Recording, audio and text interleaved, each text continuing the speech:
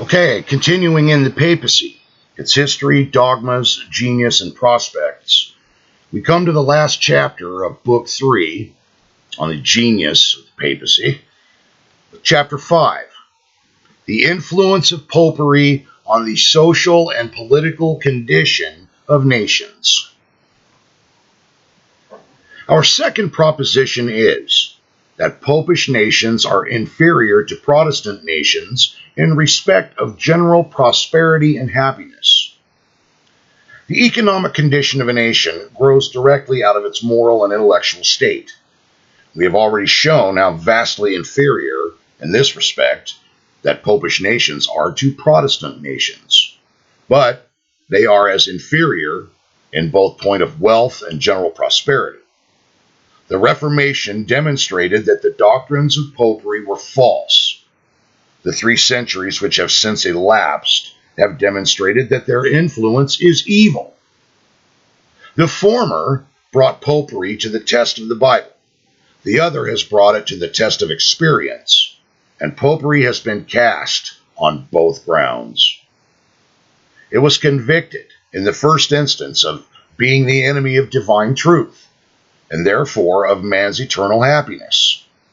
It has been convicted in the second instance of being opposed to political and economic truth, and therefore the foe of man's temporal welfare. Excuse me. The Reformation brought with it a great and visible quickening of mind. It released it from the fetters it had worn for ages. It awoke the intellect, touched the sympathies and aspirations, and hence there was not a country into which it was introduced that did not start forward in a career of progress in all that relates to the greatness and happiness of man, in letters, in science, and in arts, in government, in industry, in manufacturing, and in commerce. For the past 3 centuries, Protestantism has been steadily elevating those countries into which the Reformation found entrance. Popery has been steadily sinking those in which Rome continued to bear sway, or at least it did in 1850. Can't really say that about 2021. Sorry, 2020. The difference between the two is now so great as to force itself upon the attention of the whole world. Could the 2 rival systems have a fairer trial in 3 centuries of time and Western Europe for an arena? And could anything be more striking or conclusive than the issue? A progress steadily upward in the one case and steadily downward in the other, which nowadays we know that both are on the downward slide because of the infiltration of the Jesuits into the Protestant seminaries, and hence the doctrine has been completely corrupted. So, I'm glad Wiley didn't live to see it. He'd have had to re-edit the whole book. But anyway, let me finish. The difference may be summed up in 2 words: advance and retrogression. The solemn verdict of history is this: that Popery is the barrier to progress and the foe of man's temporal well-being. Wherever we look, we find this evil system bearing the same evil fruits, which is true today. Wherever we meet Popery, there we meet moral degradation. Welcome to the year 2020. Mental imbecility, indolence, unskillfulness, improvidence, rags, and beggary. No ameliorations of government, no genius or peculiarities of race, no fertility of soil, no advantages of climate seem able to withstand the baleful influence of this destructive superstition, the fruit of which we see in the year 2020. It is the same amid the exhaustless resources of the New World as amid the civilization and arts of the Old. It is the same amid the grandeur of Switzerland and the historic glories of Italy, as among the bogs of Connaught and the wilds of Hebrides. The first glance is sufficient to reveal the vast disparity between the two systems, as shown in the external condition of the nations that profess them. Let us compare Britain and America, the two most powerful Protestant countries, with France and Austria, the two most powerful Popish countries. What a difference as regards the present state and future prospects of those countries. Or let us take Austria, the daughter of Charles V, and compare it with Prussia, the daughter of Luther. Or let us take the United States, the offspring of Protestant Britain, and compare them with Mexico and Peru, and the offspring of Catholic Spain. Why should not Austria be as flourishing as Prussia? Why should not Mexico be running the same career of improvement and growing wealth as the United States of America? Are not these countries on a level as regards their internal resources and their facilities for foreign trade? Austria is richer in these respects than Prussia, Mexico than the States, and yet their prosperity is in the inverse ratio of their advantages. Well, why is this? One solution only meets the case. In the one instance, Protestantism has elevated the moral character and strengthened the intellectual powers of the people, and hence the presence of all the elements of a nation's greatness: skill, enterprise, sobriety, steadiness, and security. And there appears, therefore, no limit to their progress in the other, a demoralizing and barbarizing superstition still bearing sway. The people are unskillful, disorderly, and improvident. Their country has reached the limits of its prosperity and is advancing backwards into ruin. But it is not only when we take a large region into view that we are able to trace the peculiar effects of the two systems. A petty dukedom of Germany or a Swiss canton, this shows it equally well. And the result is the same, however closely or minutely we examine. Let us take a rapid glance at the various Popish countries of Europe and see how they authenticate our theory that, be the genius of a people and the capabilities of their territory what they may, Popery will convert their country into a social and economic wreck. Thank you, United States of America, 2020. Social and economic wreck.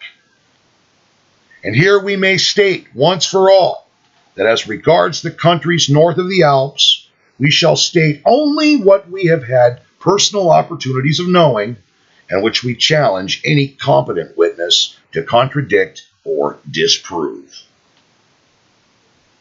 So there you go, whoever's listening.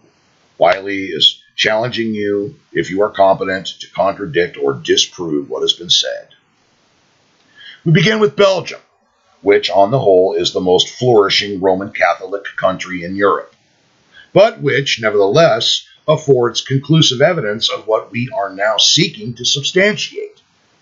Belgium enjoys a free government, a rich soil, is favorably situated for commerce with Protestant states, and above all, still retains the Protestant element, and, along with that, the arts and manufactures which the storms of former persecuting eras were the means of drifting to her shores. Those parts of Belgium where the French Protestants settled enjoy a high degree of prosperity, a prosperity which is the result and the recompense of its former hospitality to the victims of persecution. But in the aboriginal parts, as in the southwest, where Popery settles thick and dense, we find the same indolence and wretchedness that prevail in Ireland. That district bears the same relation to the rest of Belgium, which Ireland does to Britain. It is liable, like Ireland, to be visited with periodic famines, and at these seasons it endures like a deplorable misery. Well, all you got to do is to look at the economic state of Ireland 4 years ago. What happened there? The condition of these districts forms a frequent theme of discussion in the Belgian chambers as Ireland does in the British legislature. As in Ireland, so in Flanders. Agriculture and the arts are in a backward state, and the people are the prey of ignorance and improvidence. The land groans under a pauper occupancy, and the manufacture of thread, the staple manufacture of the country, is prosecuted with the hand wheel of their ancestors. Competition is hopeless with the rest of Belgium, which enjoys the advantage of improved machinery, and thus the Flemings have fallen behind in the race of national prosperity. Now let us contrast Belgium with the little Protestant state on the north of it, Holland. Holland was originally a few scattered sandbanks at the mouth of the Rhine, when its inhabitants conceived the design of forcing a country amid shifting sands and roaring waves. Piece by piece did they rescue from the ocean an extensive territory, and, girding it with a strong rampart, it became in time the theater of mighty deeds and the asylum of Protestant liberty, when the rest of continental Europe fell under the power of tyrants. Here, every reader of history knows the long and unequal but finally triumphant contest which they waged with the Emperor Charles, who sought to compel them to embrace the Romish faith. That glorious era of the nation dates from the time that the Hollanders threw off the yoke of Spain. And from that period, their social interests steadily advanced. Their commercial genius expanded. The trade of India came into their hands, and they replenished their sea-girt home with the riches and the luxuries of the Orient. No nation teaches the lesson so strikingly as Holland, how little a people owe to the advantages of soil, and how much their greatness depends upon themselves. In all points, Holland is the antipodes of Ireland, or antipodes of Ireland. Without one good natural harbor upon their coasts, the Dutch built commodious havens amid the waves for their shipping. Their soil, which was originally the sand which the ocean had cast up, could yield nothing as a basis of trade. All they had to import, timber to build their ships, the raw material of their manufactures. Nevertheless, under these immense disadvantages, did the Dutch become the first commercial people in the world. They owed all to their Protestantism, and to that element do they still owe their superiority among continental nations in the virtues of industry, frugality, sobriety, sound morals, and love of freedom. Let us ascend the Rhine and mark the condition of the dukedoms and palliatates which lie upon the course of this celebrated stream.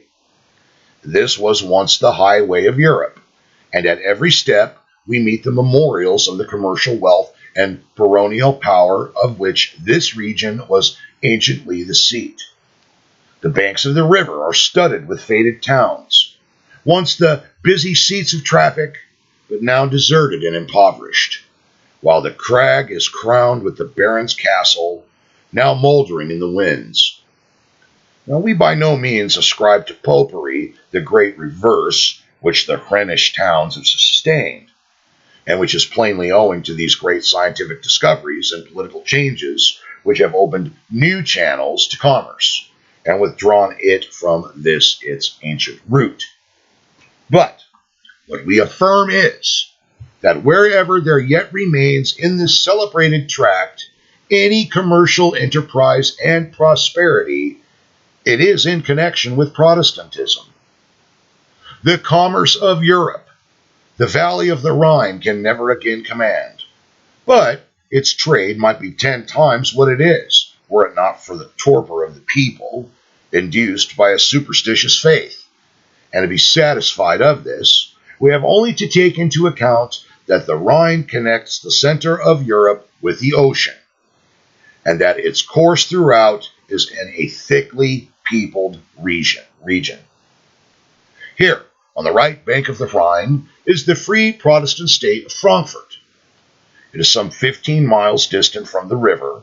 Nevertheless, it is the scene of extensive banking operations, of commercial activity, and of great agricultural prosperity.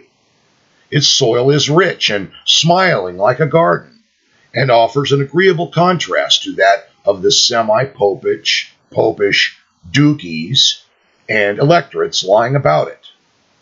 But in no part of Germany have the seeds of life which Luther sowed become completely extinct, and therefore the whole of Germany contrasts favorably with the Bavarian and Austrian kingdoms on the south. As we advance toward the Adriatic, the darkness deepens, and the ground refuses to yield its strength to the poor enslaved beings that live upon it. No traveler ever yet penetrated the mountain barriers of Switzerland who was not struck, not more with the grandeur of its snows and glaciers than with the striking but mysterious contrast which Canton offers to Canton. A single step carries him from the garden into the wilderness, or from the wilderness into the garden. He passes, for instance, from the canton of Lausanne into that of Valais, or Valais, and he feels as if he had retrograded from the 19th back into the 15th century. Or he quits the kingdom of Sardinia and enters into the territory of Geneva, and the transition he can compare only to a passage from the barbarism of the Dark Ages to the civilization and enterprise of modern times. He leaves behind him a scene of indolence, dirt, and beggary, and emerges on a scene of cleanliness, thrift, and comfort. In the one case, the very soil appears to be blighted. The faculties of man are dwarfed. The towns and villages have a deserted and ruinous look, and one sees only a few loiterers who appear as if they felt motion and intolerable burden. The roads are plowed by torrents, the bridges are broken down, the farmhouses are dilapidated, and the crops are devastated by inundations, against which the inhabitants have neither the energy nor the forethought to provide.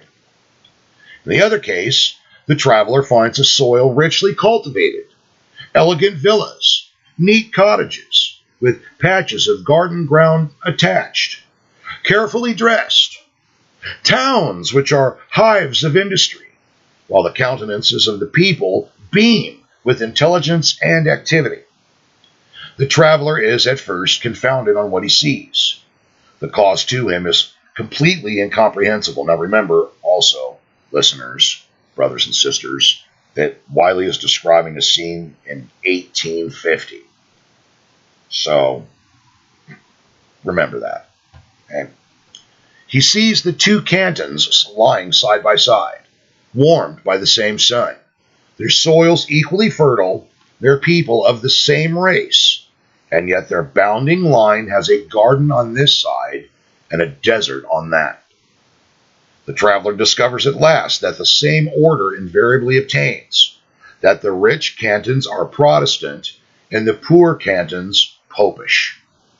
And he never fails to note down the fact as a curious coincidence, even when he may fail to perceive that he has now reached the solution of the mystery, and that the Potpourri and the demoralization before him stand related as cause and effect. I met a carrier one day, says M. Roussel of Paris, speaking of his tour in Switzerland, who enumerated all the clean cantons and all the dirty ones. The man was unaware that the one list contained all the Protestant cantons, and the other all the Popish cantons. Everyone who knows anything of Geneva knows that it is crowded with thousands of laborious and skillful artisans. And here is a picture from the opposite quarter of Switzerland, the canton of Aargau, where the Popery settles thick and deep. By the way, I'm going to substitute the word city for canton. For those of you who don't know that, the canton is a city. M. Jacques or Jacoque, together with 2 Catholic gentlemen, were named inspecting visitor of the monastery by the Argivinian government. He found the population around the convent of Marai the idlest, poorest, most barbarous, and most ignorant in the whole city.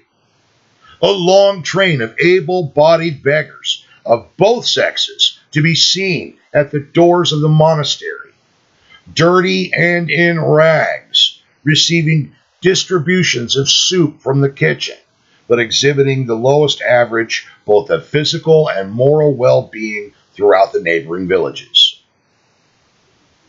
It is but a few years since the author stood upon the frontier of Sardinia, but never can he forget the impression made upon his mind by that lovely but wasted country. Behind him was the far-extending chain of the Jura, with the clouds breaking away from its summits. In the vast hollow formed by the long and gradual descent of the land from the Jura on the one side and the mountains of Savoy on the other, reposed in calm magnificence the Lake of Geneva.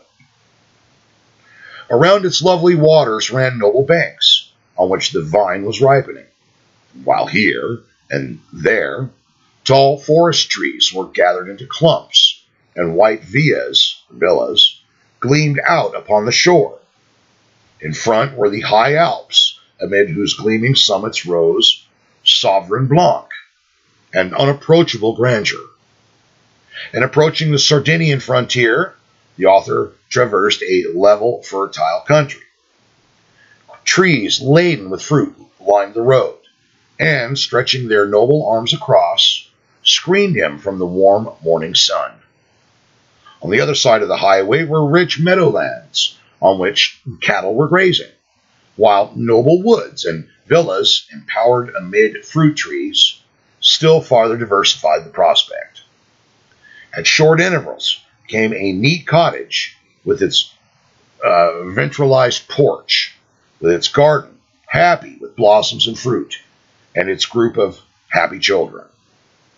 The author crossed the torrent which divides the Republic of Geneva from the Kingdom of Sardinia. But, what a change. That moment, the desolation, moral and physical, began. The fields looked as if a blight had blown across them.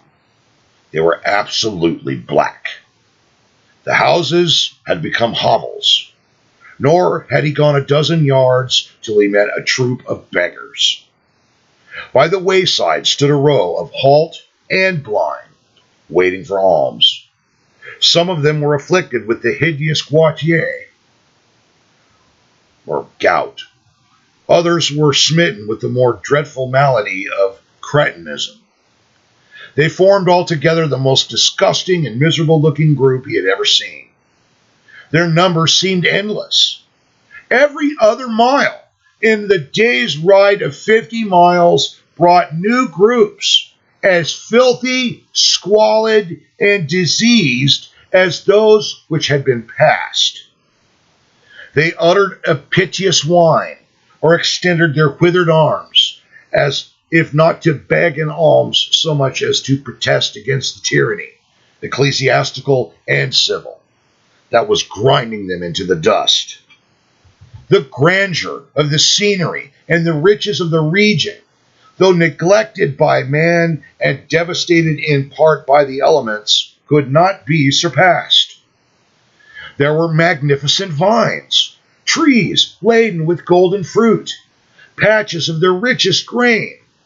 But the region seemed a kingdom of beggars, not driven out of their paradise as Adam was, but doomed to dwell amid its beauty and yet not taste its fruits. Cretinism, with which the popish cities especially are overspread, is well known to be owing to filth, insufficient food, and mental stagnancy. And wherever one travels in the popish cities of Helvetia, he is perpetually met by idiocy, mediacy, and every form of misery. ubrique luctus ubique squalor. This was the land of the confessor as well as of the persecutor. Here, during many ages, burned the Waldensian candlestick, shedding its heavenly light on a cluster of lovely valleys, when the rest of Europe lay shrouded in deepest night. This church, the most venerable in Christendom, has enjoyed a revival in our day. Its synod was held in the present summer, 1851, and the sound moral and physical condition of its people contrasts instructively with the ignorance and disease around them. It was stated that 25% of the population was at school, and only 1% in the hospital. We turn northward into France. France, from its central position, extent and fertility of territory, and the genius of its people, was obviously meant by nature to be one of the first of European kingdoms. We find France taking the lead at the opening of modern European history, and, after a period of decadence, resuming her former place under Louis XIV. Since that time, her progress has been steadily downward. And no doubt, she is nominally richer at this moment, both in population and in revenue, than she was under the Grand Monarch. But, taking the actual value of money into account, and comparing the increase of France and the points specified with that of Protestant countries, she is vastly poorer in these, as she is in all other points. This decline is directly traceable. Indeed, her greatest historians trace it to her bigotry, by which no sooner had her trade and commerce become flourishing, and no sooner had the principles of loyalty and virtue taken root among her people, than she made renewed and desperate attempts to extinguish both. Last summer, M. Radeau published a work entitled The Decline of France. By the way, that the name is spelled Raudot, of which an analysis appeared in the Opinion Publique, to which we are indebted for the following facts. The first element of power is population. Well, France had a population of 30 million until 1816, which had risen to 35 million in 1848. Russia had risen in the same period from 60 to 70 million. England from 19.5 to 29 million. And Prussia from 10 to 16 million. France, during these years, had added only a seventh to her population, while the other countries named had added about a third. That is, their rate of increase had been more than double that of France. Now, were a war to break out, the conditions of the struggle would be changed. France, essentially an agricultural country, has become unable to mount her cavalry with her own horses. And while the other countries have increased in this respect, France was obliged to purchase upwards of 37,000 in 1840. It is obviously unnecessary to compare the shipping of France with that of England. In 1788, the French tonnage was 500,000 tons, and that of England, 1,200,000 tons. In 1848, the tonnage of France amounted only to 683,230 tons, and that of England to 3,400,809 tons. These figures speak volumes. The English shipping, which only measured somewhat more than double our tonnage in 1789, is 5 times greater at present. When a nation buys more than it sells, its wealth diminishes. In France, from 1837 to 1841, the excess of its imports over its exports was 71 million, and from 1842 to 1846, it was 573 million. M. Radeau, by calculations founded on the income tax, finds that the landed property of France, though its area is greatly larger and its productive power higher, yields a smaller revenue than that of England and Scotland. It is also to be taken into account that the funded property in France is dreadfully overloaded with debt. M. Radeau finds also that there has been a diminution in the stature and the physical powers of Frenchmen. In 1789, the height for the infantry soldier in France was 5 feet 1 inch. The law of March 21st, 1832, fixed the height at 4 feet 9 inches, 10 lines. It was not without reason that the required height was reduced. From 1839 to 1845, there were, on an average, 37,326 recruits a year fit for service, who stood less than 5 feet 1 inch French. And if the ancient height had been required, it would have been necessary to send away, as improper for service, 1/2 of the men called on to perform their turn of duty. In the 7 classes called out from 1839 to 1845, there were 491,000 men exempted, and only 486,000 declared fit for service, whereas in the 17 classes from 1831 to 1837, there had been only 459,000 exempted and 504,000 declared fit for service, showing that in France, the health as well as the stature of the people has declined. M. Radeau proves from the judicial statistics a similar downward course in morals.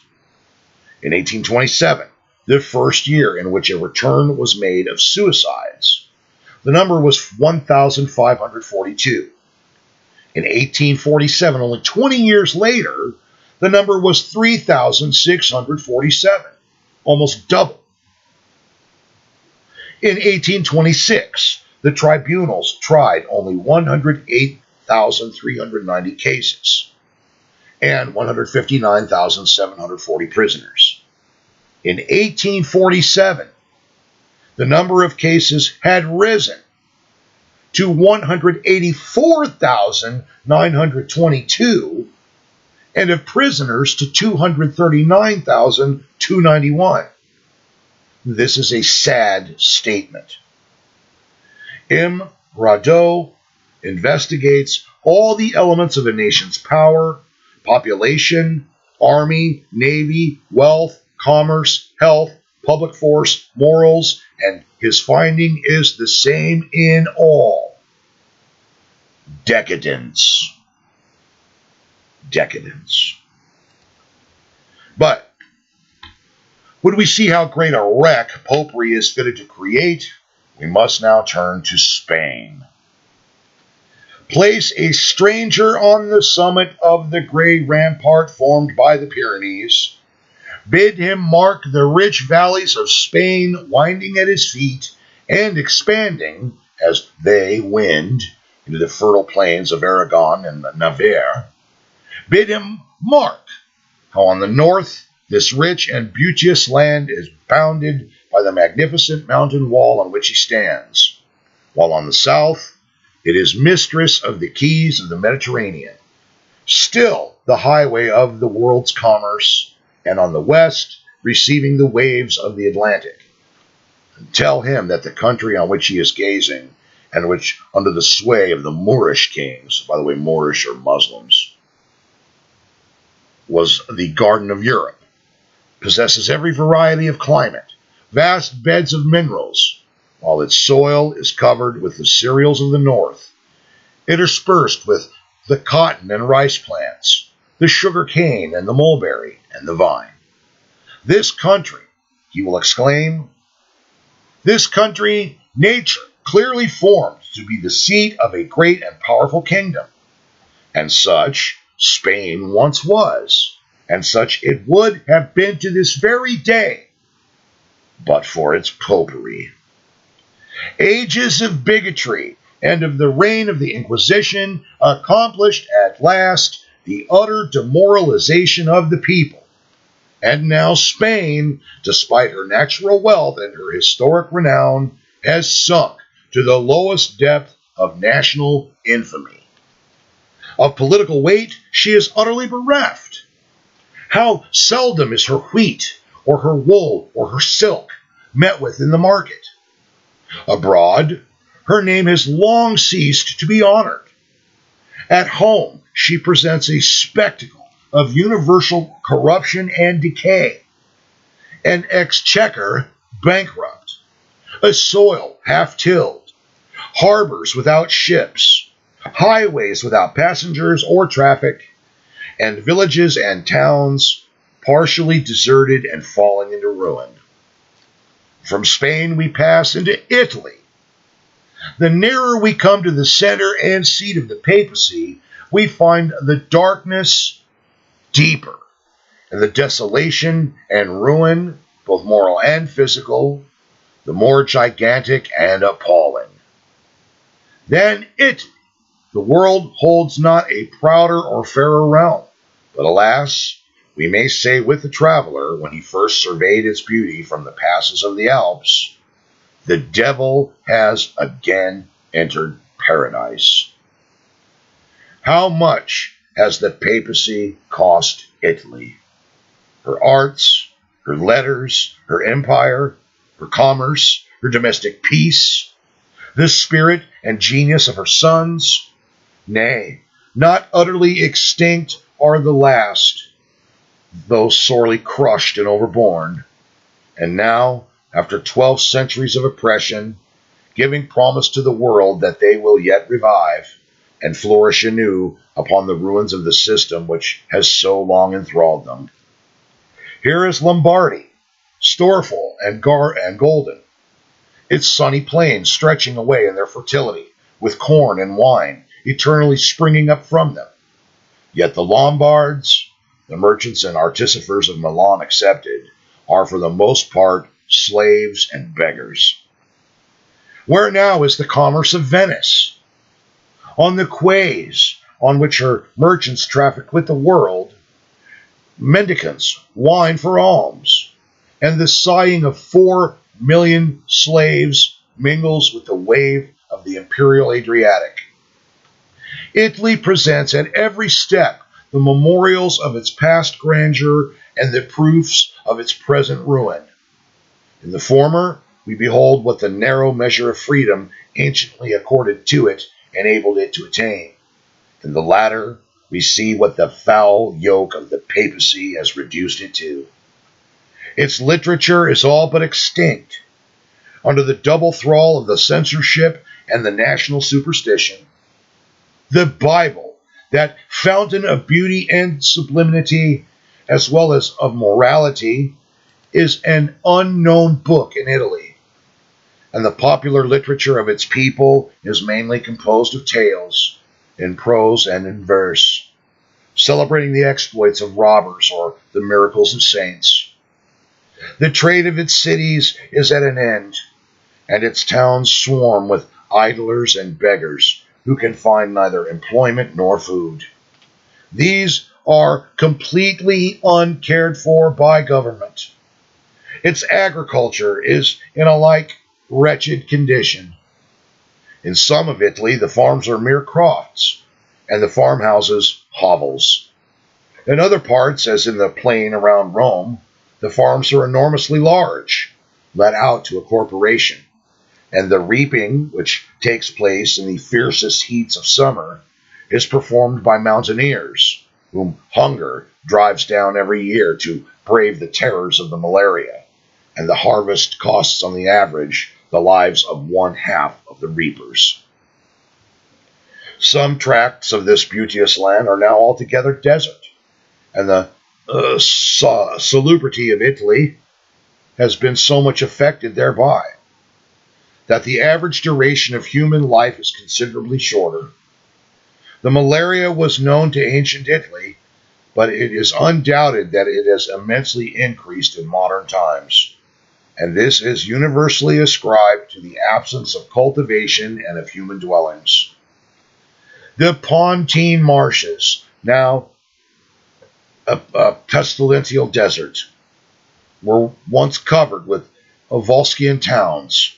The mouth of the Tiber, whither convicts are sent to die, was anciently lined by Roman villas, and Paestum, whose hamlet is cursed with the deadliest of all the Italian fevers, was in other days a rich and populous city.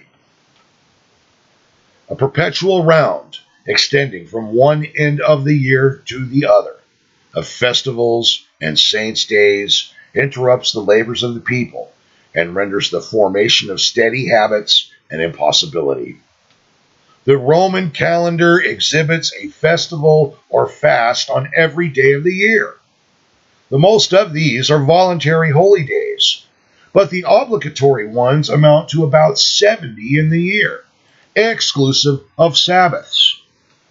A great part of the land is the property of the church, and this is a key statement, where all this prosperity lies waiting to be cultivated, is owned by the Roman Catholic Church and is left untouched.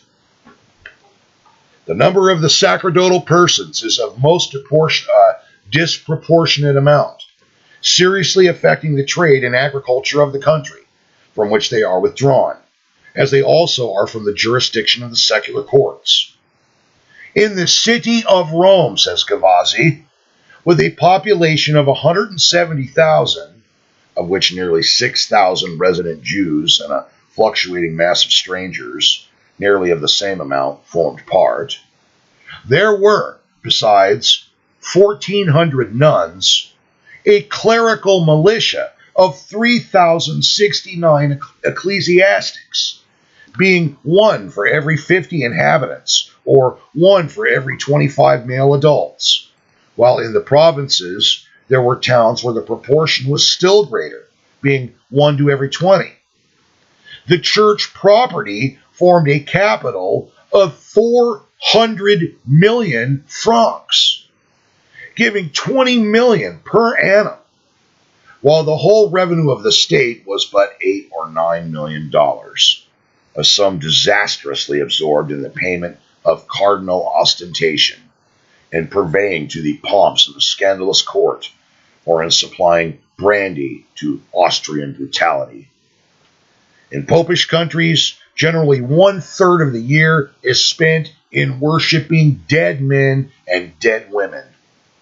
The people are withdrawn from their labors and taught to consume their substance and their health in riot and drunkenness.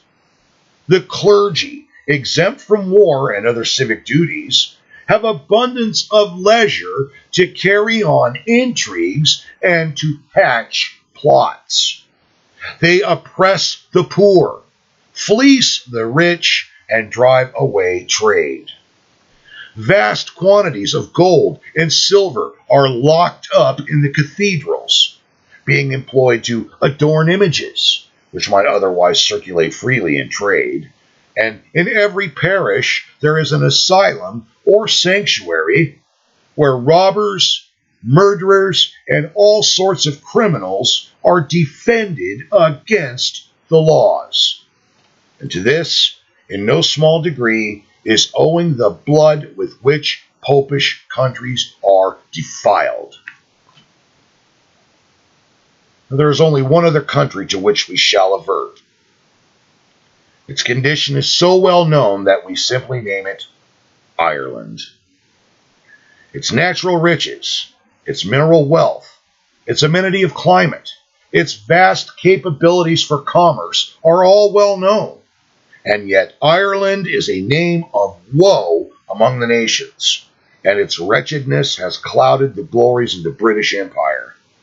There, ignorance and popery, idleness and crime grow side by side and draw each other up to a marvelous height. In their shade raven all manner of unclean beasts. Rebellion roars from its cave. Murder howls for blood. Perjury mocks justice, and faction defies law, while hordes of its teeming population annually leave its shores in nakedness and hunger to lurk in the fever-haunted dens of our great cities, or to be cast upon the frozen shores of Canada. Take up the map of the world, says Dr. Ryan, Roman Catholic Bishop of Limerick. Take up the map of the world, trace from pole to pole and from hemisphere to hemisphere, and you will not meet so wretched a country as Ireland. But to what is this wretchedness owing? There is no man who acknowledges the least force in the principles we have demonstrated and the examples we have adduced. Who can help seeing that the misery of Ireland is owing to its Popery? Still, and on the other side of St. George's Channel, it is still the Dark Ages. There, mind is as stagnant as before the breaking out of the Reformation. Nor has Ireland, or any other popish nation for that matter, I'm not just going to lay all this on Ireland like Wiley's doing. It's not just Ireland. It's every popish nation, or every nation where popery has a stake in it. Okay? Shared in the great industrial revolution of the 16th century, and vainly struggles to rival in wealth and comfort a country like England, which possesses the intelligence and wields the arts of the 19th century, which now still carries over into the 21st century. Her popery has degraded and demoralized her, and out of her demoralization have sprung her sloth, her improvidence, her crime, and her misery. It is hard to say whether her vices or her priests now eat most into her bowels. The point Wiley's making here, and I'll finish reading this, but I just want to lay this out for everybody listening. Wherever there are these things, popery has the rule. Everywhere, even in the year 2020, where Rome exists, poverty reigns. Where the landlord cannot gather his rents, or the tax gatherer his dues, and the priest collects his. Popery can glean in the rear even of famine and death. She has neither a heart to pity nor an eye to weep, but only an iron hand to gather up the crumbs on which the widow and the fatherless should feed. Compare Scotland with Ireland. How poor the one, despite her immense natural advantages, and how rich the other, despite her no less immense natural disadvantages. We see popery in the one case converting a garden into a wilderness, darkened by ignorance, swarming with mendicants, polluted with crime, while the wail of its misery rings ceaselessly throughout the civilized world. Look at the third world. Who runs it but Rome? Look at Central America. Roman Catholics. Rome runs it. Impoverished. Everywhere where there's poverty, Rome has a seat at the top of the hill. And in the other, we see Protestantism converting a land of swamps and forests into a fruitful and flourishing realm, the home of the arts, and the dwelling of a people renowned throughout the world for their shrewdness, their industry, and their virtues.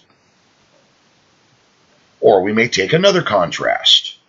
At the one extremity of the European continent stands Italy. At the other is Scotland. The center of Roman Catholicism the one, the head of Protestantism the other.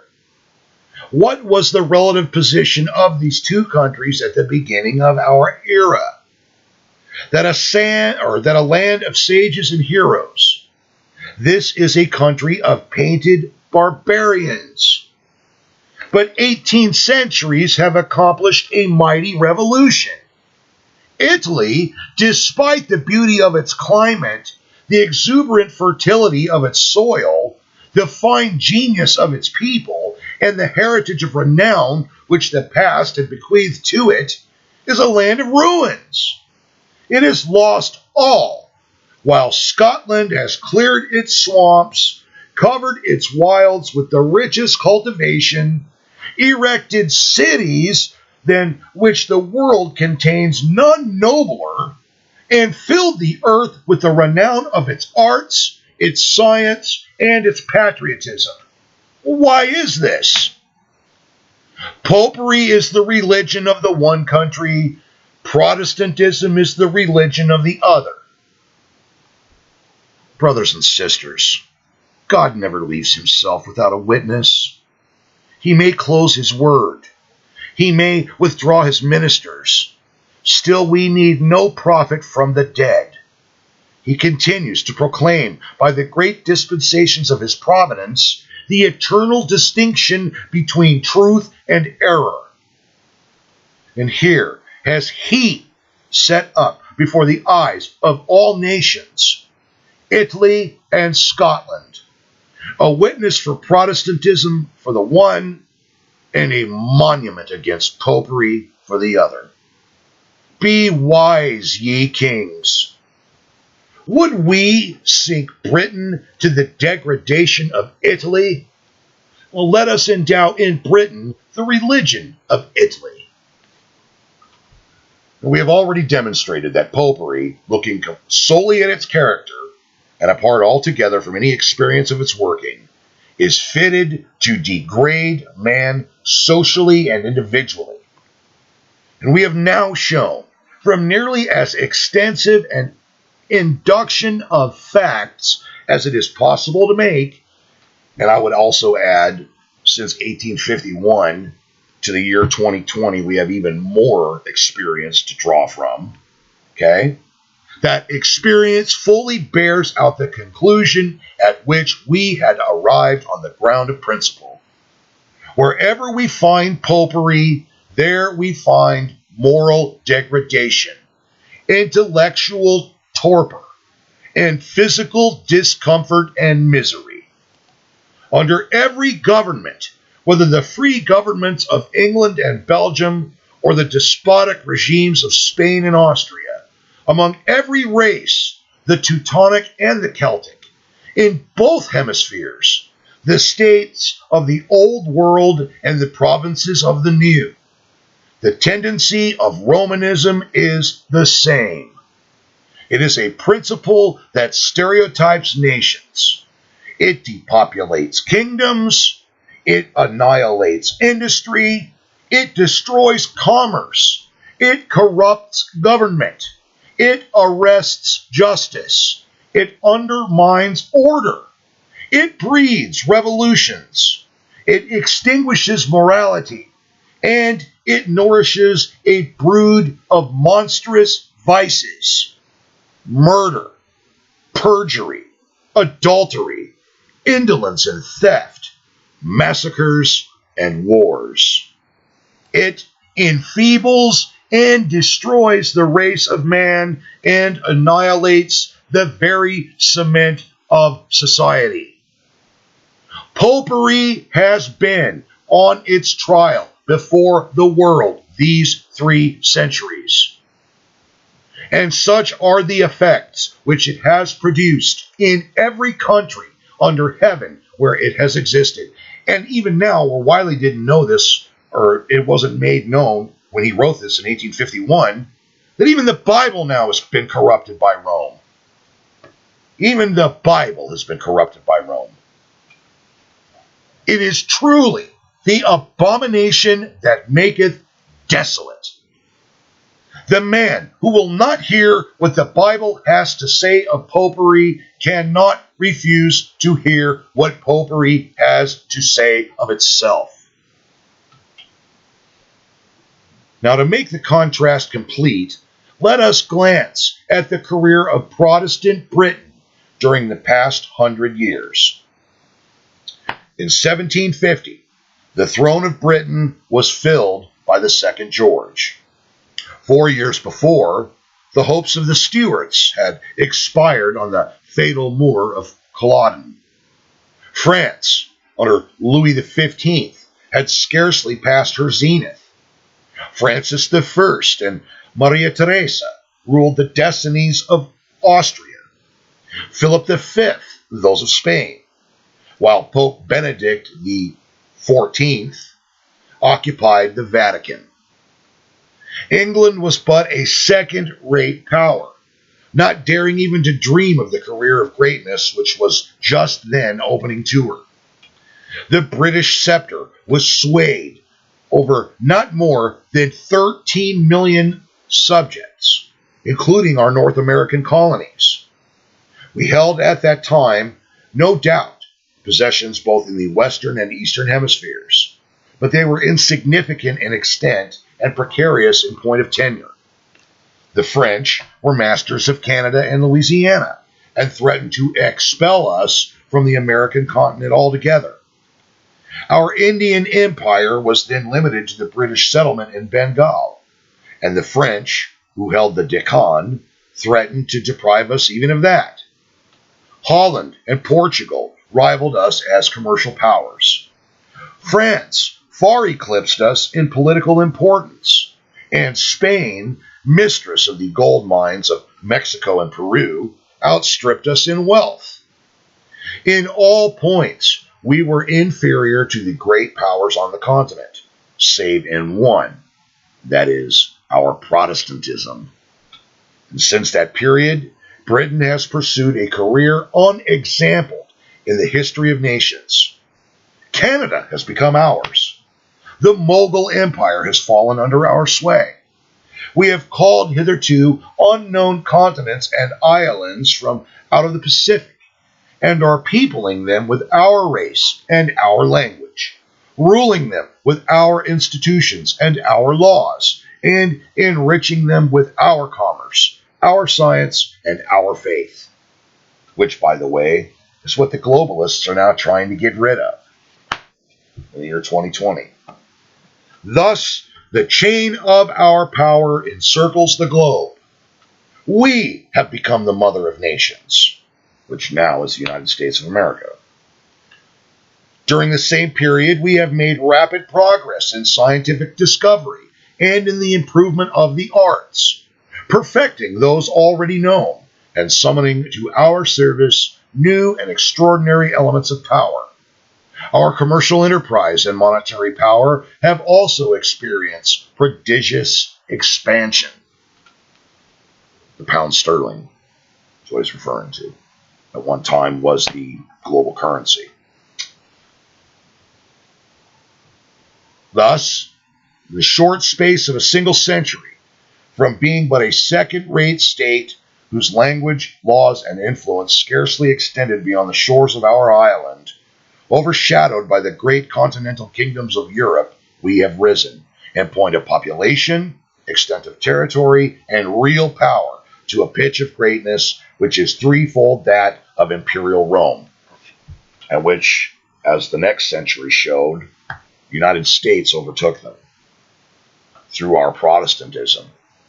But since the decline of our Protestantism, just like that with England, we have fallen into a state of decay, moral and otherwise.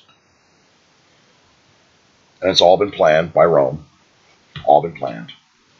And we must add likewise that though not blind to our shortcomings and sins as a nation, no candid and well-informed man will deny that during the past century we have made great advances in the theory of liberty and in the principles and practice of vital godliness, while abroad we have been making not so great efforts as we ought to have made, but greater than any nation ever before made, to diffuse the Bible and the gospel throughout the habitable globe. Happy people, the English, was the exclamation of M.E.D. Gigarden, or Gidarden, at a peace meeting lately held in London. Happy people are the English, ever advancing in their onward course, while so many other nations progress only to retrograde. There never was seen on earth so sublime a spectacle as Britain at this moment, or as this moment presents. To one element alone are we to trace the unexampled career and prodigious height of Britain, her Protestantism.